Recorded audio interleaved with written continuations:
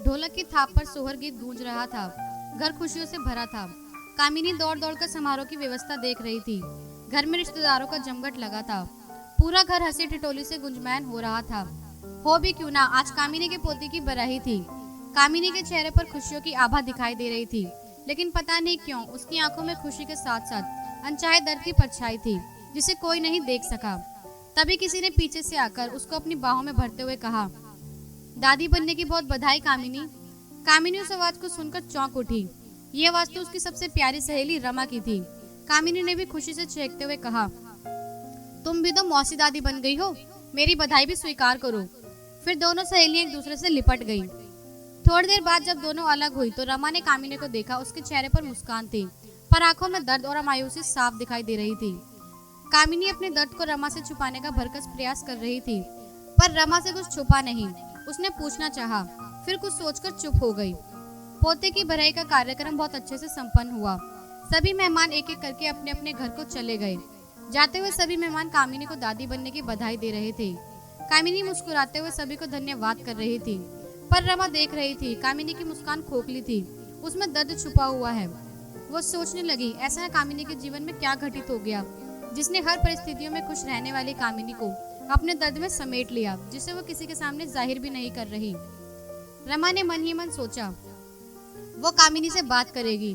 कामिनी तो बच्चे के जन्म से पहले कितना खुश थी, उसके आने की कितनी बेसब्री से बाट जो रही थी। उसने उस बच्चे के लिए क्या कुछ नहीं खरीद लिया था। अभी 2 सप्ताह पहले ही तो कामिनी ने खुशी से चहकते हुए उसे बताया था कि बहू के ऑपरेशन की डेट डॉक्टर ने बता दी है। अब तो उसी तैयारियों में लगी हुई है। फिर इस बीच में ऐसा क्या हुआ जो आज कामिनी की आंखों में खुशी के साथ साथ दर्द भी दिखाई दे रहा है। रमा ने सोच लिया, वो कुछ दिन कामिनी के साथ रहेगी, जिससे वो उसके मन में छुपे उस दर्द को जान सके, वरना कामिनी तो बताने से रही। जो दर्द कोई नहीं देख पा रहा था, उसे रमा ने बहुत आसानी से देख लिया था। वे महसूस करती भी क्यों ना, वो भी तो शादी से पहले ऐसे ही अनकहे दर्द से हमेशा छुपकाकर मुस्कुराती रही। पर कामिनी से रमा का दर्द कभी छुपता नहीं था। कामिनी को रमा की सौतेली माँ के स्वभाव के बारे में सब पता था, इसलिए वो रमा की मनोस्थिति को बिना कहे ही समझ जाती थी। कामिनी रमा को उस दर्द से निकालने में मदद करती। कामिनी ने ही अपने दूर रिश्तेदार के भाई से रमा की शादी करवाई थी। शादी के बाद रमा के जीवन के सभी दुख दर्द हमेशा के लिए दूर हो गए। उसका जीवन खुशियों से महकने लगा। अपने जीवन में आई खुशियों का श्रेय रमा कामिनी को देती, इसलिए उसका कामिनी के लिए परेशान होना स्वाभाविक था।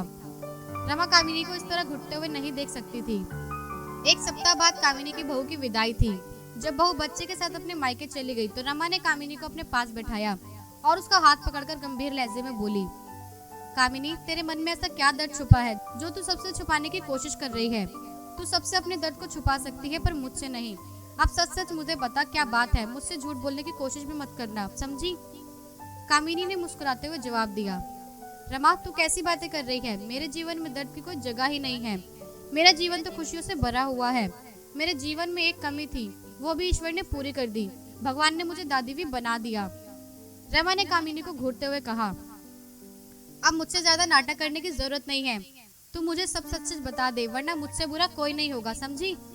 कामिनी ने चुटके लेते हुए कहा, तुझसे बुरा कोई हो ही नहीं सकता, ये तो अच्छी तरह जानती हूँ। रमा ने दांत पीसते हुए गुस्से से कहा, अब तू मुझे खुद सच बताएगी या मैं तेरी बहू से पूछूं। बहू का नाम सुनते ही कामिनी का चेहरा पीला पड़ गया, जैसे किसी ने उससे झूठ को पकड़ लिया हो। फिर स्वयं को संयमित करते हुए कामिनी ने जल्दी से कहा, तुझे मेरी बहू से क्या पूछना है। यही कि इस घर में ऐसा क्या हुआ है जिसके बाद हमेशा सच बोलने वाली, जटिल से जटिल समस्या हंसकर सुलझने वाली मेरी सहेली कामिनी अब झूठ क्यों बोलने लगी है। अब वो समस्याओं को सुलझाने की जगह उसे मन में क्यों छुपाने लगी। कामिनी ने गहरी सांस ली, फिर फीकी मुस्कान के साथ बातों को टालते हुए कहा, रमा, तू क्यों राय का पहाड़ बना रही है। यहाँ सब ठीक है। अब तू मुझे सच सच बताती है या मैं तेरी बहू से बात करूँ। रमा अब तक तो समझ ही गई थी कि कामिनी के साथ जो कुछ भी हुआ है उसमें उसके बहू बेटे शामिल हैं। रमा जब से यहाँ आई थी उसने नोटिस किया था, कामिनी ने अपने बहू बेटे का नाम एक बार भी नहीं लिया था, वरना कामिनी बात बात पर कहती फिरती थी, मेरा बेटा ऐसा है, मेरी बहू वैसी है। आज वो बिल्कुल मौन है। इसके पीछे कुछ बहुत बड़ा कारण है जिसे कामिनी बताने से कतरा रही है। रमा ने भी ठान लिया था कि वो कामिनी से सच जानकर रहेगी। उसने कामिनी को घूरते हुए कहा, कामिनी, तू मुझे एक बात बता। बच्चे के आने से पहले तो तू बहुत खुश थी, पर आज मैं देख रही हूँ तेरी आंखों में दर्द सिमटा हुआ है। ऐसा क्यों। अब मैं कोई बहाना नहीं सुनूंगी। अगर तुमने मुझसे झूठ बोलने की कोशिश की तो आज के बाद हमारी दोस्ती हमेशा के लिए खत्म, समझी? रमा ने आखिरी दाव खेला। कामिनी ने पहले तो कुछ भी बताने से इनकार कर दिया, लेकिन जब रमा ने दोस्ती खत्म करने की बात कही तो कामिनी का सब्र बांध टूट गया। वो फूट फूट कर रो पड़ी। उसने रोते हुए कहा, रमा, मैंने कभी बहू को बहू नहीं, अपनी बेटी माना, और उसी ने बच्चे के जन्म के बाद मुझे अपमानित किया, वो भी सिर्फ इसलिए कि अब वो ससुराल में नहीं मायके में रहना चाहती है। उसे कभी ससुराल में रहना ना पड़े, इसके लिए उसने बेवजह मुझ पर झूठे इल्जाम लगाकर मेरा अपमान किया। उसने रिश्तों की मर्यादा की सभी हदें पार कर दी। उसके झूठे इल्जामों को सुनने के बाद मैं टूटकर बिखर गई हूँ। उसने मेरे विश्वास को तोड़ दिया। रमा, मेरी बहू अपने मन में इतना जहर लिए हुए थी, ये बात तो मैंने कभी जान ही नहीं पाई। मैं तो उसे अपनी बेटी ही समझती रही। मेरा एक ही बेटा है। मैंने तो सोचा था मुझे बहू के रूप में एक बेटी मिल गई, पर बहू का बदला रूप देखकर मैं तो जड़ हो गई। मेरा हर ख्वाब टूटकर बिखर गया। मैंने उसको लेकर कितने सपने बुने थे, वो सारे सपने चकनाचूर हो गए, बिखर गए। क्या बहू को बेटी की तरह रखना गलत है? जो सास बहू के साथ गलत व्यवहार करती है, उन पर तो लोग बहुत जल्दी उंगली उठाकर उन्हें तारे मारते हैं, पर जो बहुएं अपनी सास का अपमान करती है, उन पर झूठा इल्जाम लगाकर उनके मन को दुखाती हैं, उन बहुओं को क्या? जानती हो रमा, जब मेरी बहू मेरा अपमान कर रही थी, तब मेरा बेटा भी वही था। उसने भी अपनी पत्नी को कुछ नहीं कहा, वो चुपचाप खड़ा रहा, मेरा अपमान देखता रहा। मुझे अपने बेटे और अपने दिए संस्कारों पर बहुत गर्व था, लेकिन मेरे बेटे ने मेरा गुरूर तोड़ दिया। मैंने तो अपने बेटे को ऐसे संस्कार नहीं दिए थे कि वो अपने माँ बाप को अपमानित होते हुए देखे और मौन खड़ा रहे।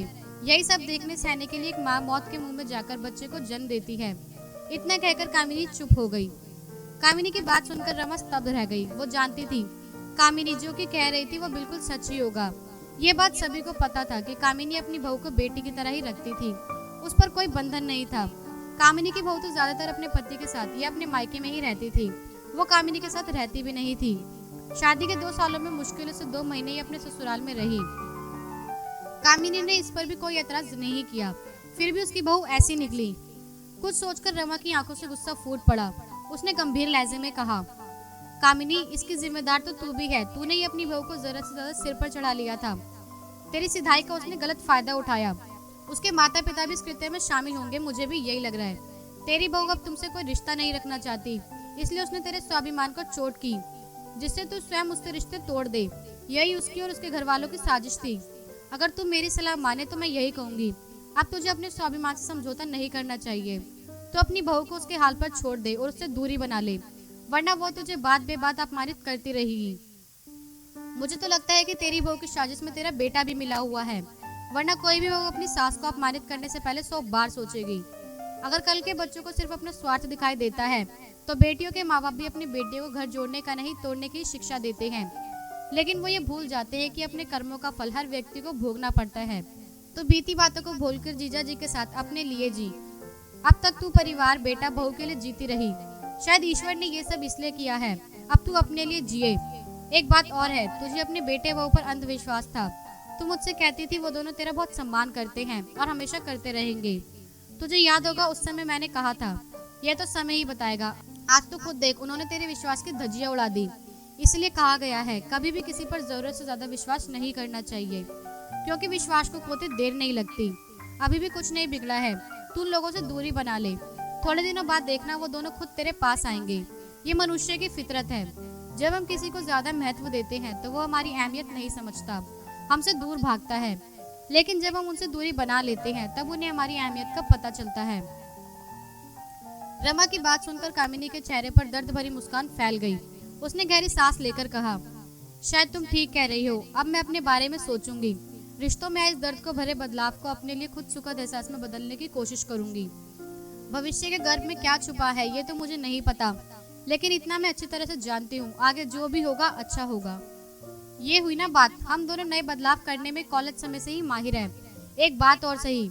इतना कहकर रमा खिलखिलाकर हंस पड़ी। कामिनी के चेहरे पर भी मुस्कान फैल गई।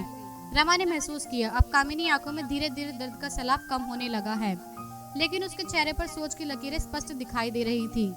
कामिनी के मन में बार बार एक ही विचार कौंध रहा था, मेरे संस्कारों में कहाँ क्या कमी रह गई थी जो मेरे बेटे ने मेरे आत्मसम्मान, स्वाभिमान और विश्वास को रौंद कर रख दिया।